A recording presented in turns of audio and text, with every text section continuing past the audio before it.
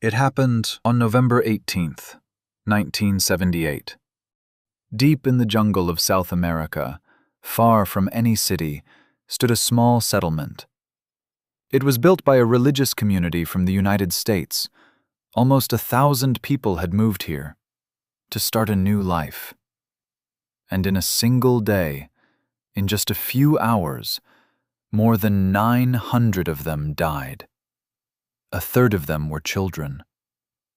And almost all of these people came here willingly. This is how that became possible.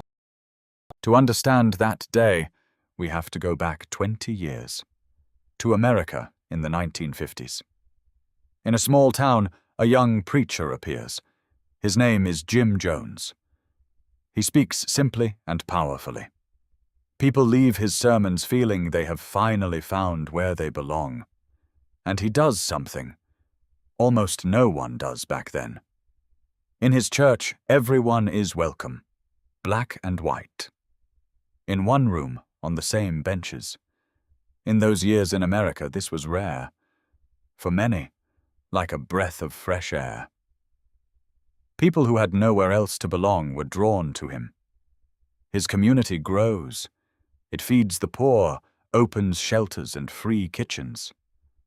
From the outside, it looked perfect. A kind leader who really helps people. The community moves to California and grows into thousands within a few years. Newspapers write about it. Politicians praise it. But behind this beautiful front, something was already beginning that no one outside could see.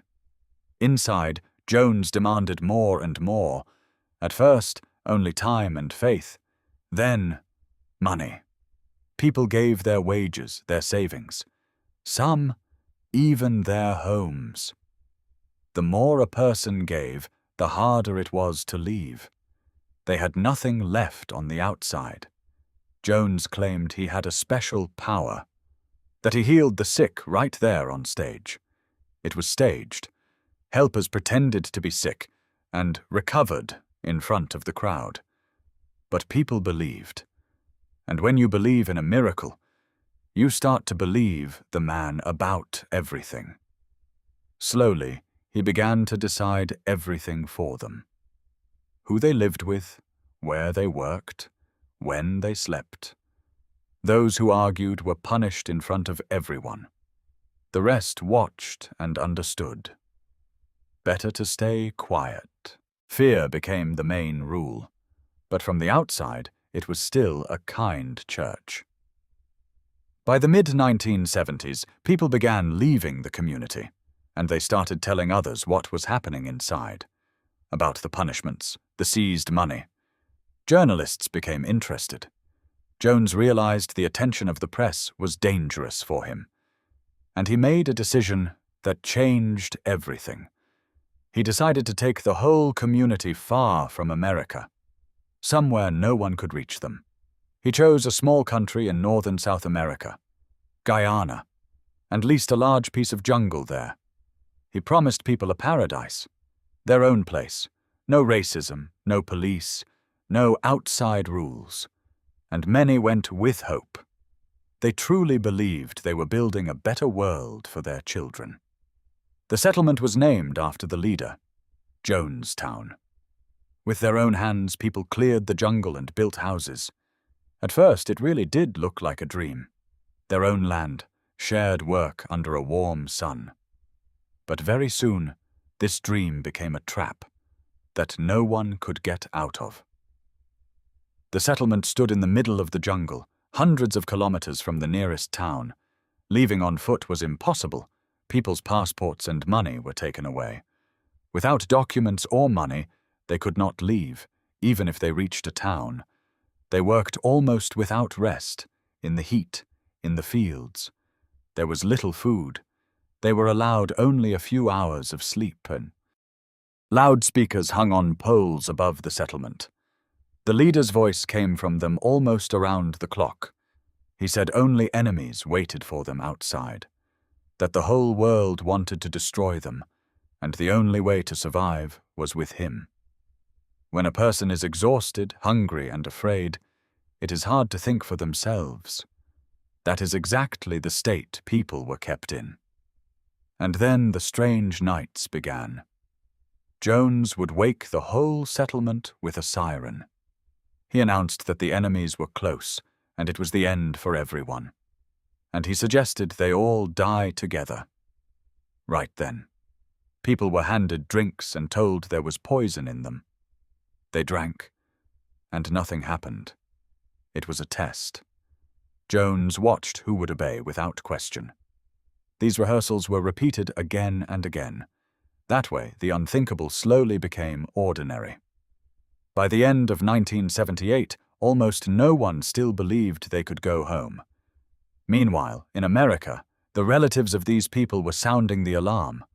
For months they had received not a single letter from their loved ones. They turned to a congressman, a politician who represents the people of his state. His name was Leo Ryan. Ryan decided to fly to Guyana himself and see with his own eyes what was happening there. A few journalists and a group of worried relatives flew with him. In November 1978, their plane landed near Jonestown. The visitors were let into the settlement, but they were met with suspicion. At first glance, everything looked fine. That evening they put on a concert. People smiled. But Ryan sensed something was wrong. Everyone was trying just a little too hard to show how good they had it. And he was right. That evening, a few people quietly approached him. In a whisper, they begged him to take them away. It became clear. People here were not free, and some were ready to run. The next day, Ryan prepared to leave and take those who wanted out. About 15 people came forward. For Jones, this was unbearable. If people left and told the truth, it would all be over. Ryan's group reached the airstrip not far from the settlement. People began boarding the plane. And then Jones's men arrived at the airstrip behind them. Shots were fired on the airstrip. Congressman Leo Ryan and 4 others were killed. This was the first time in history an American congressman was killed in the line of duty. Jones understood. After this they would come. Police, the army, only a matter of time. And so he did what he had spent so many months preparing people for. He gathered everyone in the center of the settlement. He told them it was over, that there would be no mercy. In the center stood a large container of drink. Poison had been added to it. It was cyanide, one of the fastest poisons, the very thing they had been frightened with so many times in the rehearsals. A few people tried to object, but their voices were drowned out, and armed guards already stood around them. There was no leaving. The children were given the poison first. There were around 300 of them. This is the hardest part of the whole story. The children chose nothing. The adults decided everything for them. And then the adults took the poison too. Some, because they believed to the end. Some, because they saw no way out. By nightfall, it was over. More than 900 people died. Within a few hours. Jim Jones himself did not survive that night either. When soldiers reached the settlement the next day, they could not immediately believe what they saw. Almost 1,000 people gone in a single night. Among them, hundreds of children. For a long time, this was the largest loss of American lives in a single day, until the attacks of September 11th, 2001. After this tragedy, a grim phrase entered the English language. When someone blindly follows another into certain disaster, people say they drank the Kool-Aid.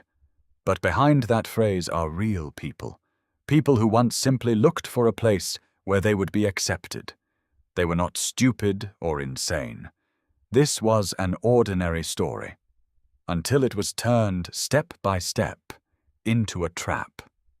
It all began with the right words, with a promise that here you would be accepted as you are. And that is exactly why it is so frightening. A sign hung under the pavilion in Jonestown. On it was a phrase, Those who do not remember the past are condemned to repeat it. That sign outlived everyone who was in the settlement, and perhaps those words are the only thing from all of this worth remembering.